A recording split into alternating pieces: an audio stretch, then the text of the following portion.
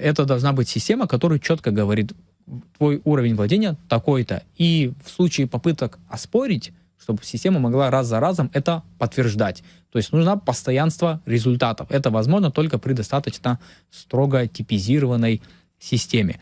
Но тут же есть еще другие аспекты. Например, вот сейчас инициатива президента, она тоже определенный вклад вносит в этот процесс. То есть мы же понимаем, вот Вячеслав Андреевич тоже об этом часто говорит, что люди все-таки живут в разных средах. То есть мы там живем в абхазских семьях, кто-то не живет в абхазской семье и не имеет возможности постоянно слышать абхазскую речь. Да? Не все абхазы имеют такую возможность, откровенно говоря.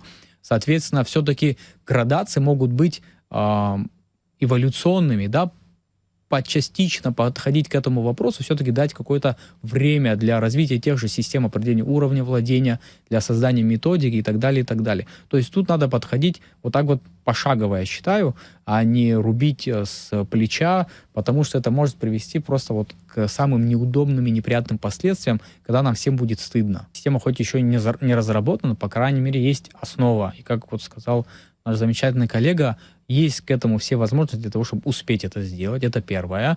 В любом случае есть у нас инициатива президента, которую, я считаю, надо однозначно поддержать в силу определенных объективных и субъективных причин, которые мы не можем игнорировать. И готовиться всесторонне. Мы не можем просто вот сказать, вот пусть все знают, вот пусть все сдают, так тоже не получается. То, что касается абхазов по национальности, здесь, я думаю, никто не будет это дело как-то оспаривать. Даже на заседании парламента я выступал с речью и говорил, что уверен, что никто против не будет. Так и есть. Но есть аспекты, которые мы не можем не учитывать. Я бы очень хотел, чтобы мы успели. Я с большим удовольствием готовился бы к этому экзамену.